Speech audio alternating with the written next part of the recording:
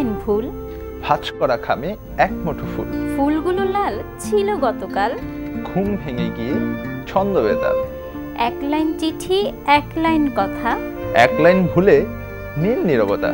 বন্ধুরা, আবারও হাজির হয়ে গেলাম আমি সুমনা এবং আমি অপু আপনাদের চিঠি পেলাম অনুষ্ঠান নিয়ে, এবং সাথে নিয়ে এসেছি তোমাদের অনেক অনেক চিঠি, তোমাদের অনুরোধ এবং তোমাদের অনেক অনেক মনের কথা। অবশ্যই বন্ধুরা, এবং আমরা চাই সবসময় যে আপনাদের চিঠিগুলো সবসময় আপনার চিঠি পেলাম অনুষ্ঠানের মাধ্যমে আপনার চিঠিগুলো পড়ি এবং আপনার যত রিকোয়েস্ট থাকে সেই রিকোয়েস্টগুলো সবসময় অ্যাকসেপ্ট করি, এবং সেই সাথে তোমার যত মনের কথা আছে সব মনের কথাগুলো তোমাদের সবার সাথে শেয়ার করি।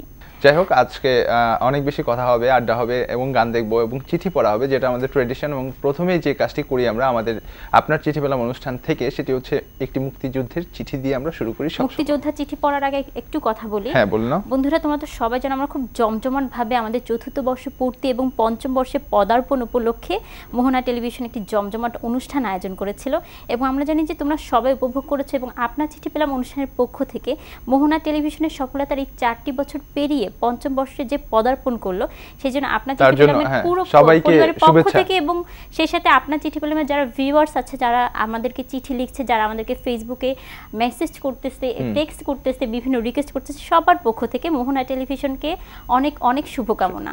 যাই হোক, আমরা মুক্তিযোদ্ধা চিঠিটা শুরু করে ফেলি। ওকে। মুরাদ, দোয়া রইল, অনেক দিন হয় ক্যান্টনমেন্ট জেলখানায় আছি। তুই যদি পারিস বাড়িতে দাদার কাছে যেভাবেই হোক খবর দিবি। আর আমার শুধু পরনে একটা লুঙ্গি ছাড়া আর কিছু নাই। যদি পারিস কোনো ব্যবস্থা করতে তাহলে করবি। তুই চিঠির মাধ্যমে খবর পেলে এখানে তা বলবি না। ইতি জালালউদ্দিন সরকার। তিনি মে মাসের শেষ দিকে আটক হন এবং ঢাকা সেন্ট্রাল জেলে আটক ছিলেন। অক্টোবরের শেষের দিকে ছাড়া পান এবং চিঠিটি প্রাপক ছিলেন মুরাদ, পরিমহল, ধানমন্ডি, ঢাকা। চিঠিটি পাঠিয়েছেন AK এনামুল হক চৌধুরী, ঠিকানা অ্যাপার্টমেন্ট A1, বাড়ি 53, রাস্তা 1, block I, Banani, Dhaka. Jalaluddin Sardar cigarette প্যাকেটের অপর পৃষ্ঠায় চিরকুটটি প্রাপকের কাছে পাঠিয়েছিলেন 1971 সালের জুন মাসের প্রথম দিকে ঢাকা ক্যান্টনমেন্টের বন্দি শিবির থেকে ছাড়া পাওয়া অন্য এক লোকের মাধ্যমে। ওপো, একটা জিনিস লক্ষ্য করো, মুক্তিযোদ্ধাদের চিঠি পড়লেই কিন্তু বোঝা যায় যে তাদের এই ত্যাগের কারণে কিন্তু আমাদের এই স্বাধীন বাংলাদেশ। এবং আরো মজার ব্যাপার হচ্ছে যে এখানে যে চিঠি পাঠানোর যে সিস্টেম, মানে আসলে এদের প্যাকেটের ভিতরে, যেটা অকল্পনীয়, মানে কেউ যদি কোনো সময় চিন্তা ভাবনা করে যে এটার ভিতরে থাকতে পারে, সেক্ষেত্রে থাকার প্রশ্ন আসে না, কারণ হচ্ছে এখানে তো সচরাচর কেউ চিঠি দেয় না। যাই হোক, মুক্তিযুদ্ধের প্রত্যেকটা চিঠির মধ্যেই ছিল কিছু কারসাজি ছিল, যে যারা মুক্তিযুদ্ধ করেছেন আসলে যে তারা বুদ্ধিজীবী ছিলেন সেটার প্রমাণ পাওয়া যায় তাদের বিভিন্ন কার্যক্রম এবং বিভিন্ন চিঠির মাধ্যমে। অপু, আমাদের তো মুক্তিযোদ্ধা চিঠি পড়া হয়ে গেল, এখন আমরা একজন বিশিষ্ট মানুষের চিঠি পড়ব। আচ্ছা, তোমার কাছে আছে? শুরু করো। অবশ্যই আছে আমার কাছে। প্রিয় দর্শক, কবি জীবনানন্দ দাশের একটি চিঠি পড়ছি। আমার প্রিয় অধ্যাপক কবির, বিশিষ্ট বাঙালিদের ভেতর আমি পড়ি না। আমার বিশ্বাস জীবিত মহত্তর বাঙালিদের প্রশ্রয় পাওয়ার মতনও কেউ নই আমি, কিন্তু আমি সেই মানুষ যে প্রচুর প্রতিকূলতা সত্ত্বেও প্রতিটি দ্রব্যকে সোনা বানিয়ে তুলতে চায়, অথবা মহৎ কোনো কিছু, যা শেষ বিচারে একটা কোনো জিনিসের মতন জিনিস। কিন্তু ভাগ্য এমনই যে আজ তার পেটের ভাত জুটছে না। কিন্তু আশা করি একটা দিন আসবে যখন খাঁটি মূল্যের যথার্থ ও উপযুক্ত বিচার হবে। আমার ভয় হয় সেই ভালো দিন দেখতে আমি বেঁচে থাকব না। আপনার কথা মতো আমি জ্যোতিবাবুর অথবা BCC রায়ের সঙ্গে এখনও দেখা করার চেষ্টা করিনি। আমার মনে হয় আমার মতন মানুষের পক্ষে তারা দূরের মানুষ। আমি যেন অনুভব করি আপনি আমাদের মতন লোকের জন্য একমাত্র মানুষ।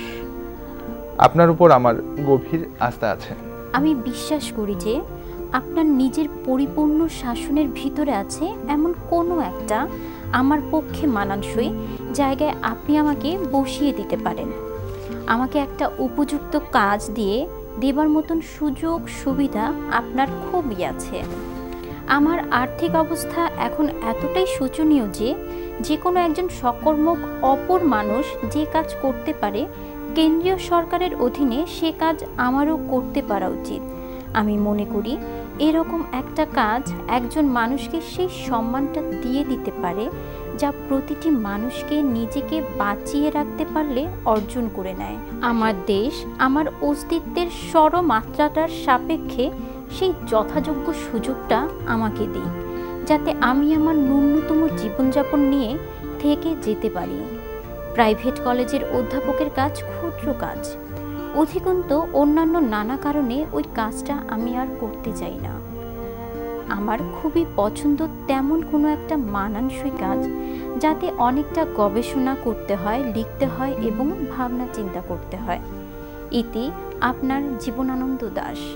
অপু, ভেবে দেখেছো আমরা মানে যে কবিদের কবিতা পড়ে, তাদের বিভিন্ন সাহিত্য রচনা পড়ে নিজেরাই অনেক বেশি আবেগে আপ্লুত হই, কিংবা নিজেরাই হারিয়ে যাই অন্য একটি জগতে, তারা কিন্তু অনেকখানি কষ্ট করে ধীরে ধীরে এই পর্যন্ত এসেছে। আমরা যখন তারা ছিল তখন কিন্তু আমরা মানে তাদেরকে এভাবে যেভাবে এখন আর কি তাদেরকে খুব বেশি মনে করছে, তখন কিন্তু সেভাবে মনে করিনি। এখানে আমাদের জীবনানন্দ দাশ উনি এতটাই কষ্ট করেছেন এবং কতগুলো কষ্ট জড়িত কথা তিনি লিখেছেন, সেটা আমাদের চিঠি পড়লে হয়তো আমরা বুঝতে পারি। একটা লাইন খুবই টাচ করেছে, সেটা হচ্ছে এখন তার পেটের ভাত জুটছে না। হ্যাঁ, এটাই আমরা বা কয়জন জানতাম, বা আমি নিজেও জানতাম না। আমাদের টিভি সেটের সামনে যতজন দর্শক বসে আছে আমাদের সব দর্শকরাও কিন্তু জানতে পেরেছে। হ্যাঁ, বিভিন্ন চিঠির যে অন্তর্নিহিত কথা থাকে, সেই কথাগুলো অনেকেই জানবেন যদি আমাদের এই প্রোগ্রামটি আপনারা সব সময় দেখে থাকেন। আর যাই হোক, অনেকগুলো বন্ধুর চিঠি আছে। আমরা আমাদের ট্র্যাডিশনাল সিস্টেম যেটা, যেহেতু চিঠির কথা বারবার বলছি, চিঠি পাঠানোর ঠিকানাটা বলে দিই। বন্ধুরা, আমাদেরকে চিঠি লিখবার ঠিকানা হলো প্রযোজক আপনার চিঠি পেলাম, মোহনা টেলিভিশন, মোহনা ভবন, বাড়ি নং 8, রোড নং 4, সেক্টর 7, মিরপুর, ঢাকা 1216। এবং যদি চান আমাদের মেইল করতে, তাহলে যেটা করতে হবে, আপনার চিঠি পেলাম @gmail.com। স্পেলিংটাও বলে দিচ্ছি, APNERCHITHIPELAM। আপনার চিঠি পেলাম @gmail.com। এছাড়া যদি আপনি আমাদেরকে ফেসবুকে সার্চ করবেন, সেহেতু যেটা করতে হবে www.facebook.com/আপনার চিঠি পেলাম। অপু, তোমার বয়স কত? আমার বয়স 5 বছর। আচ্ছা, তুমি এটা বলো তো, কত থেকে কত বছর বয়স পর্যন্ত সবাইকে শিশু বলা হয়? আমি জানি না, তুমি আমাকে বলো। 0 থেকে 18 বছর বয়স পর্যন্ত, যাদের বয়স 18 মানে 18-র নিচে কিংবা 18 হচ্ছে ছুঁই করছে, তাদেরকেও কিন্তু ইন্টারন্যাশনাল অর্গানাইজেশনদের মানে ওয়ার্ল্ড হেলথ অর্গানাইজেশনের ব্যাখ্যা অনুসারে শিশু বলা হয়। শিশু শ্রম যেটা হচ্ছে, যেই শিশু লেখাপড়া করার কথা, সেই শিশু হচ্ছে মাথায় মানে তার লোড নেওয়ার মতো না, ক্ষমতা নেই, হয়তো সে কতটুকু ওজন নিতে পারবে তার থেকেও বেশি ওজন নিয়ে কাজ করছে। এবং আমি কিন্তু রাস্তায় অনেক সময় দেখি যে কিছু শিশু ঠেলাগাড়ি ঠেলছে। আর যে বিশ্ব শিশু দিবসে যে শিশুদের অনেক শিশুরা যারা বঞ্চিত আছে তাদের মৌলিক চাহিদা থেকে, তারা তাদের মৌলিক চাহিদা পেতে পারে। বিশ্ব শিশু দিবস উপলক্ষে একটি ডকুমেন্টারি দেখে আসি। ওকে বন্ধু, যাচ্ছে আমাদের ডকুমেন্টারিতে। চোখ রাখুন আপনার চিঠি পেলাম অনুষ্ঠানে। আজ যে শিশু মায়ের হাসিতে ভেসেছে, আমরা চিরদিন সেই হাসি দেখতে চাই। আজ যে শিশু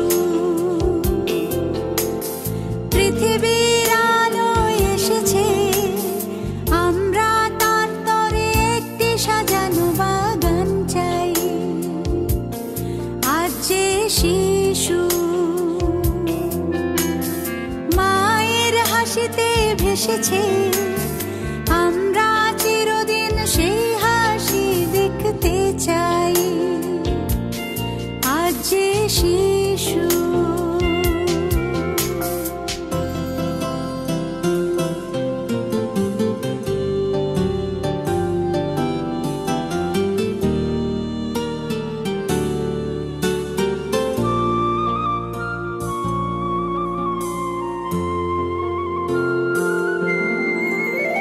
রেল লাইনের পাশে নয়, অন্ধকার সিঁড়িতেও নয়, প্রতিটি শিশু মানুষ আলোর ঝর্ণা ধারায়।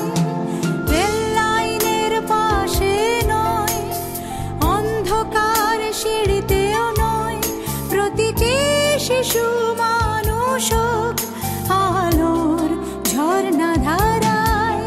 শিশুর আনন্দ মেলায় স্বর্গ নেমে আসুক, আজ যে শিশু। অপু, আমরা খুব সুন্দর একটি ডকুমেন্টারি দেখলাম, আজ যে শিশু পৃথিবীর আলো এসেছে। সত্যি, যে শিশুটি আজ পৃথিবীর আলো দেখলো, সে কিন্তু আগামী দিনের ভবিষ্যৎ, আগামী দিনের আমাদের জাতির ভবিষ্যৎ কিন্তু সেই। হ্যাঁ, যাই হোক, তো আমরা বোধহয় একটা বিরতি নেওয়ার সময় হয়ে গেল, একটি বিরতি নিয়ে নিই। তো বন্ধুরা, নিয়ে নিচ্ছি ছোট্ট একটি বিজ্ঞাপন বিরতি। কোথাও যাবে না, আমাদের সাথেই থাকো।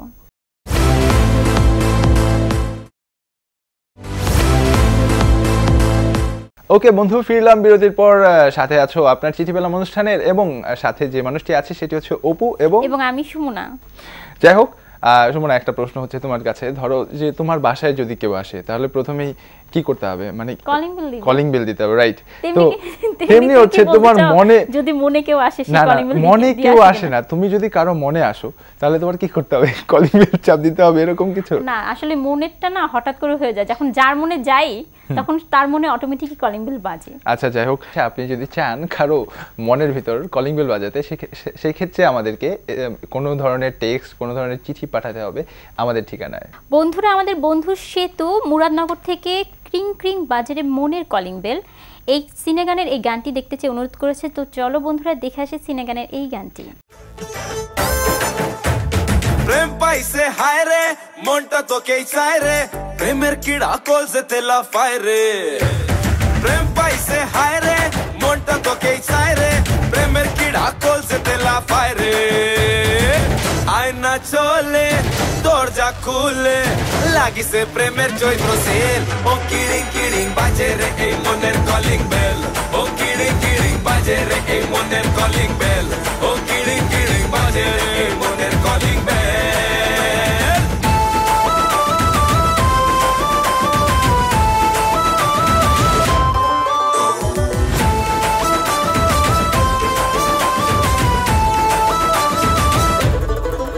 কলিং বেলেতে সাড়া আছে, একটু তাড়া এমন খুবই আড়া। আরে সার্কাসের ঠোকার চান্স নেই, যে তো ঠোকার এবার বোঝে সারা। কলিং বেলেতে সাড়া আছে, একটু তাড়া এমন খুবই আড়া। আরে সার্কাসের ঠোকার চান্স নেই, যে তোর ঠোকার এবার বোঝে সারা। আয়না চলে, দরজা খুলে, খাই চল ফুচকা মুড়ি বেল। ও কিড়িং কিড়িং, ও কিড়িং কিড়িং বাজে রে এই মনের কলিং বেল, ও কিড়িং কিড়িং বাজে রে এই মনের কলিং বেল, ও কিড়িং কিড়িং বাজে রে এই মনের কলিং বেল।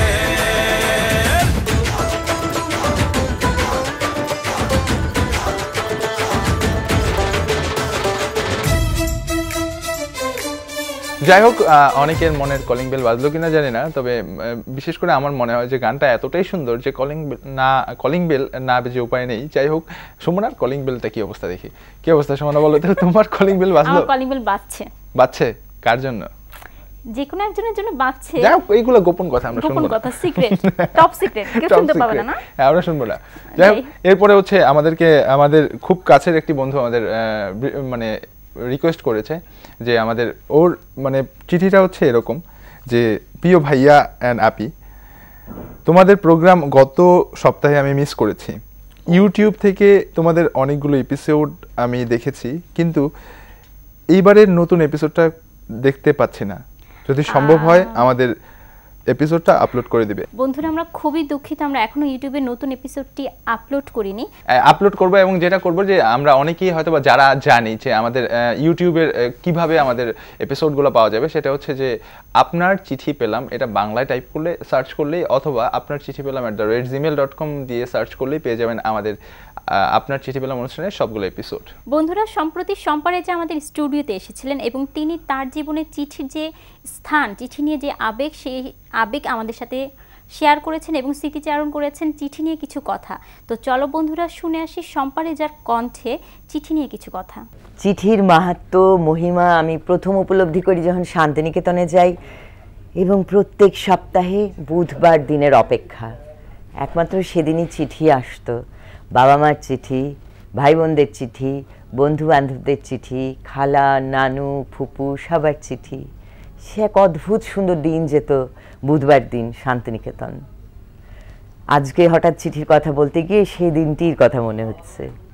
চিঠি আসলে একটা শিল্প।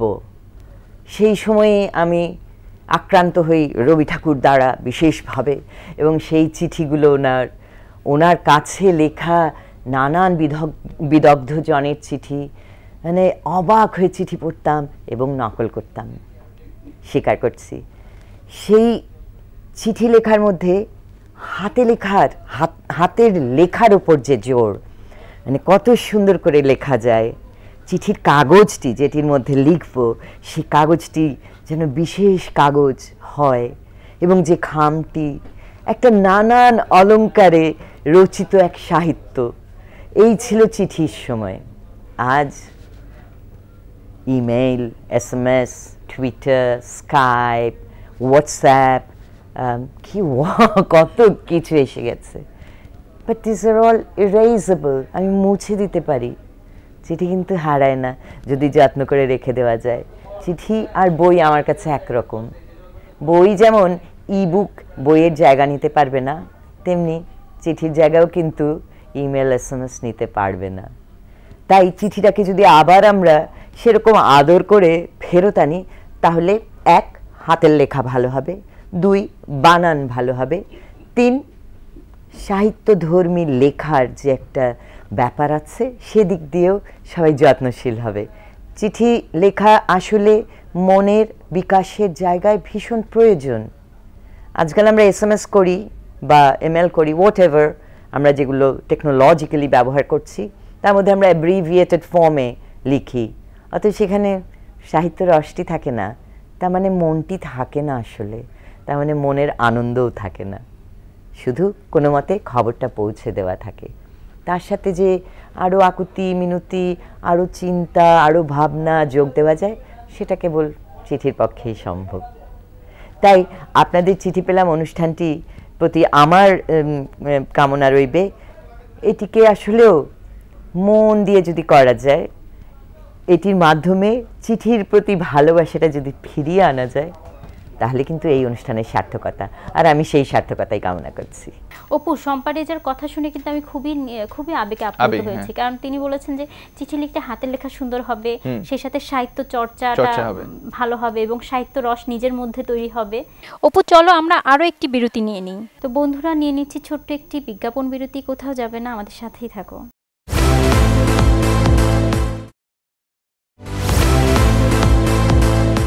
ওকে বন্ধু, ফিরলাম বিরতির পর। সাথে আছো আপনার চিঠি পেলাম অনুষ্ঠানের, এবং সাথে যে মানুষটি আছে সেটি হচ্ছে অপু এবং আমি সুমনা। সুমনা, যাই হোক, চিঠিটা পড়ে নাও।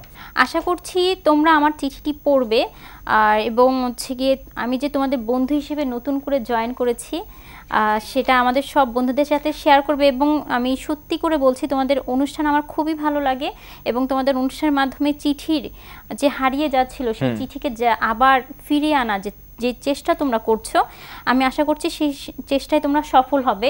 এবং আপনার চিঠি পেলাম অনুষ্ঠানের মাধ্যমে চিঠি যুগ যুগ ধরে সবার মধ্যে বেঁচে থাকবে, এবং চিঠির যে আবেগ, যে টান, চিঠির যে ভালোবাসা মানুষের মধ্যে তৈরি করে, দুজন মানুষের মধ্যে কিংবা সকলের মধ্যে চিঠির মাধ্যমে যে আবেগ তৈরি হয়, সেই আবেগটা আবারও মানুষের মধ্যে ফিরে আসবে।